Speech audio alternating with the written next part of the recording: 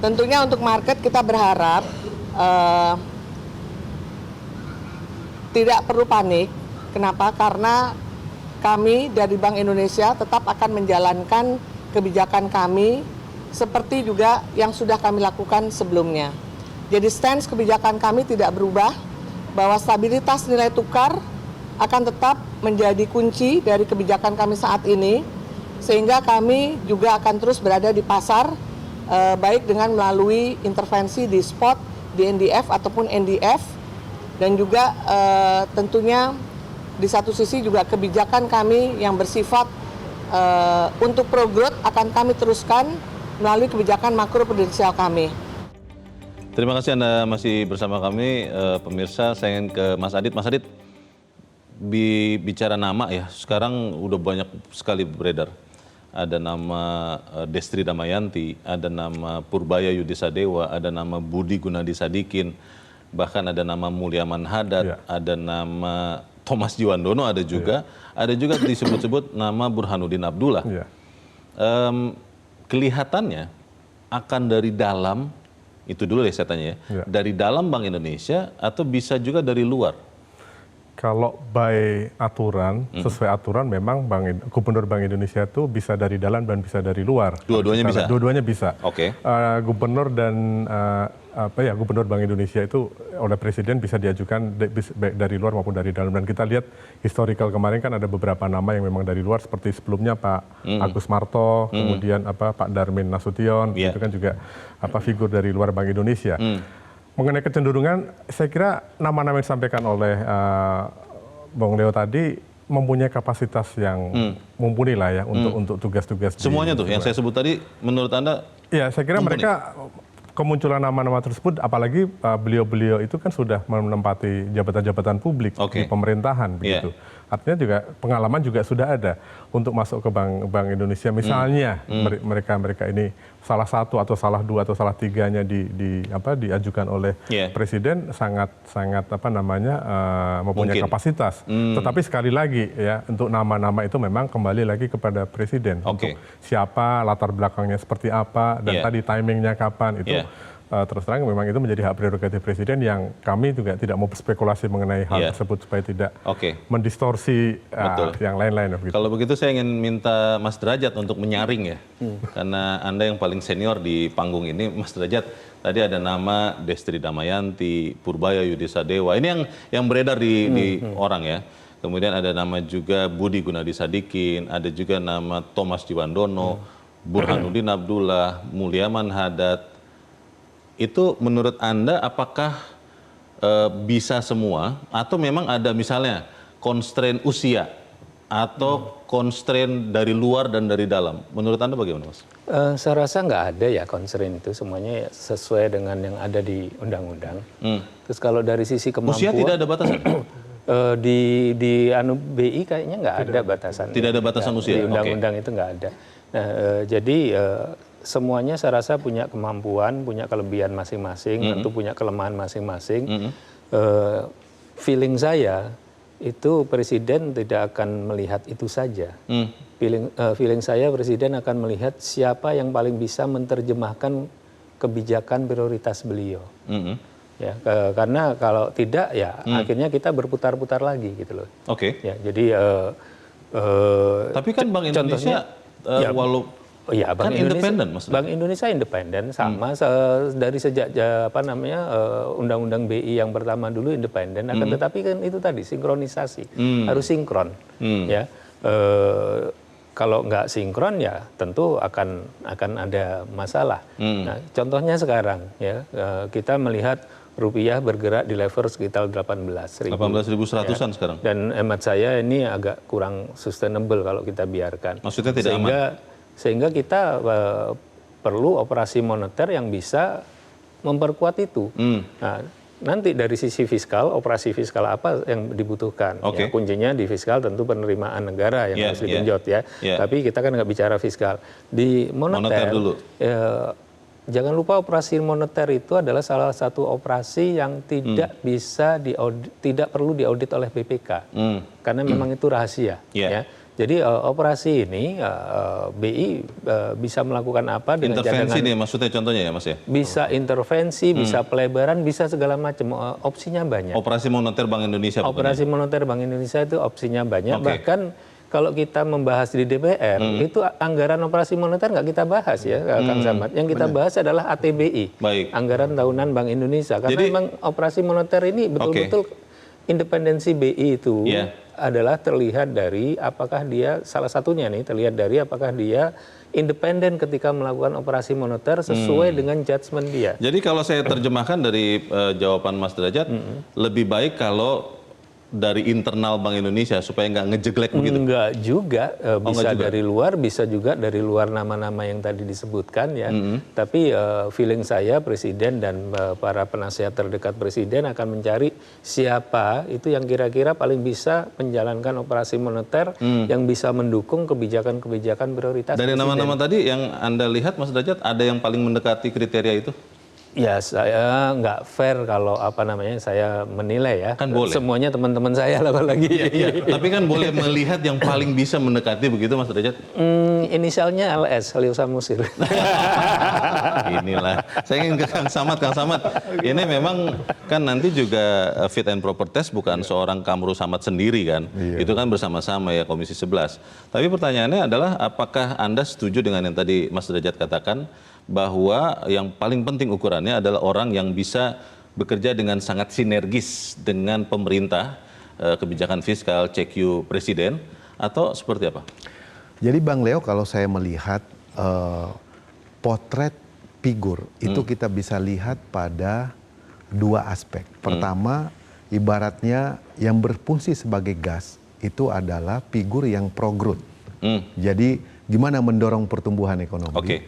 Tapi yang berfungsi sebagai rem adalah figur yang pro-stability. Oke. Jadi, nah menurut saya dengan tantangan yang tidak mudah saat ini, baik domestik maupun global, maka memerlukan figur yang kira-kira bisa memainkan dua engine ini. Di saat yang sama dia bisa mendorong kebijakan moneternya pro-growth untuk membangun sinergi dengan pemerintah untuk mencapai 8%, di saat yang sama bisa menstabilkan di tengah banyaknya tantangan dan gelombang baik dari domestik maupun dari global, termasuk nilai tukar rupiah. Oke. Nah, dua engine ini harus bisa dimainkan oleh figur yang tepat. Nah, figur yang tepat ini tidak ada dikotomi dari dalam atau dari luar, karena bank sentral itu kan ekosistemnya cukup luas. Yeah. Ekosistem kerjanya, kemitraannya ada dengan KSSK. Di KSSK itu misalnya di OJK ada ex officio dari Bank Indonesia di sana. Oke. Di LPS ada ex officio dari Bank Indonesia di LPS. Jadi Komite Stabilitas Sektor Keuangan itu adalah satu kesatuan termasuk dari Kementerian Keuangan. Dan putra-putri terbaik kita sangat banyak yang mumpuni, termasuk yang nama-nama yang Bang Leo tadi sebut. Tinggal political will presiden dalam memilih figur itu yang ditunggu oleh publik. Kalau Kang Samad sendiri lebih cenderung orang yang atau pernah di Bank Sentral, atau orang yang memang sama sekali walaupun mungkin dia di KSSK belum pernah di Bank Sentral, yang mana? Kan tadi tidak mau menyebut figur nih. Iya. Nah ini klasifikasinya lagi seperti apa Kang Samad? Nah, kita concernnya sebetulnya pada kesinambungan kebijakan. Oke. Iya kan? Satu, instrumen kebijakan likuiditas makroprudensial. Iya. Dua, sistem pembayaran. Ketiga, dorongan pertumbuhan ekonomi termasuk pengendalian inflasi.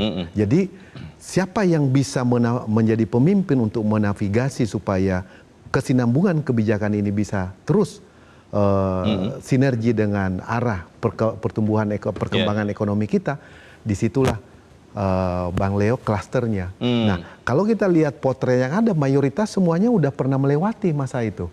Tapi ada yang belum pernah di Bank Sentral. Tapi dia bagian daripada industri keuangan, pernah di perbankan misalnya, kan begitu. Jadi mau tidak mau karena itu sudah bagian daripada transmisi kebijakan bank sentral. Baik. Itu sampai ke industri perbankan. Saya ingin ke Mas Adit saja kalau begitu, karena Mas Derajat dan Kang Samad kelihatannya menahan diri untuk mengarahkan kepada figur. Mas Adit, ada yang mengatakan juga di pasar nih, kita lihat jurisprudensi saja. pada saat OJK berganti pimpinan, itu akhirnya PJS-nya menjadi definitif. Apakah di Bank Indonesia akan terjadi hal yang sama? Jawabannya bisa iya, bisa tidak. Bisa ya, bisa tidak. Saya kira itu presiden bisa terjadi ya, tapi bukan jaminan bahwa itu juga akan terjadi di Bank Tidak harus Indonesia. begitu, Tidak harus begitu. tapi bisa karena begitu. Bisa begitu, sudah pasti kan. Ya ini kan pilihannya hanya itu kan salah satu opsi bahwa PJS akan melanjutkan, itu kan salah satu opsi. Apakah itu akan menjadi judgement dari presiden untuk memilih? Tentu presiden memiliki pertimbangan yang lebih sesuai dengan arah kebijakan presiden ke depan, yang kira-kira bisa tadi disampaikan Mas Derajat dan juga Kang Samad untuk bagaimana sinergi Bank Indonesia sebagai domain moneter dan juga pemerintah di fiskalnya untuk sama-sama bagaimana mewujudkan arah kebijakan. Karena bahwa Bank Indonesia independen, yes. Tetapi kalau kita melihat dalam konstruksi agenda pembangunan nasional, pada akhirnya yang dilihat oleh publik, yang diminta pertanggungjawaban oleh publik, pada ujungnya dimuaranya adalah kebijakan presiden.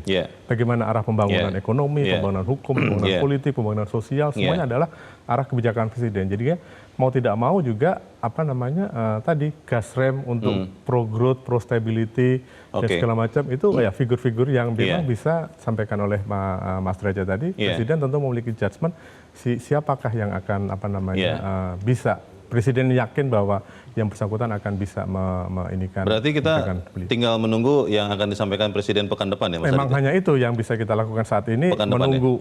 Kita nggak tahu apakah pekan depan atau bulan depan atau 2 bulan lagi. Timing is very crucial. Timing is very crucial. Bagaimana nih Mas Derajat? Karena ketika kita bicara ini, saya tadi lihat kurs 18.100 Mas di banyak kuotasi. Bagaimana? Begini, secara legal itu pejabat sementara berhak melakukan apa yang menjadi kewenangan gubernur. Oh sama ya? Nggak ada masalah. Tidak ada yang kurang dari. Tapi yang menjadi kunci di sini dalam kondisi saat ini itu adalah risiko reputasional, reputational risk. Ya, jadi apakah pasar melihat pejabat sementara ini sebagai representasi yang diinginkan oleh pasar atau tidak? Nah itu akan mempengaruhi persepsi dan mempengaruhi reputasi. Dan jangan lupa Mas Adit, Leo ya dua-duanya sama-sama pengalaman di media kan. Itu ketika persepsi terbentuk, reputasi mengarah ke satu tempat itu kadang biayanya jauh lebih besar. Nah jadi timing di sini sangat krusial karena risiko reputasional akan mempengaruhi market confidence. Nah di sini saya yakin sih sudah dibahas ya, mudah-mudahan bisa dilakukan dengan timing yang tepat. Berarti kita tinggal tunggu dari Presiden Mas Derajat pekan depan ya?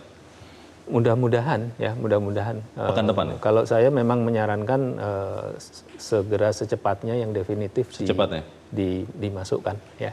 Apakah definitifnya Mbak Destri atau definitifnya orang lain, it's a different questions ya, it's another question. Tapi yang penting kita perlu act decisively. Ya. Kang Samad, pekan depan? Kita tunggu dari pemerintah. Kita semua menunggu Kang Samad? Kita semua menunggu. Tapi pekan depan akan keluar usulan nama itu? Menurut saya yang disampaikan Mas Derajat itu menjadi penting untuk diperhatikan oleh pemerintah, khususnya para tim-tim ekonomi presiden.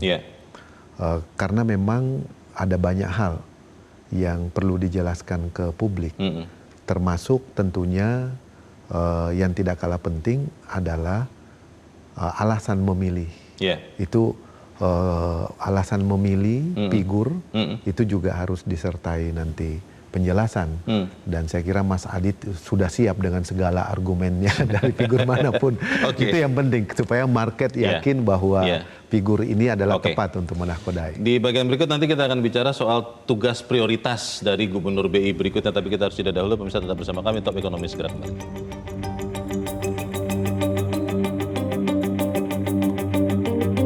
Jelajahi cara baru mendapatkan informasi. Download Metro TV Extend sekarang.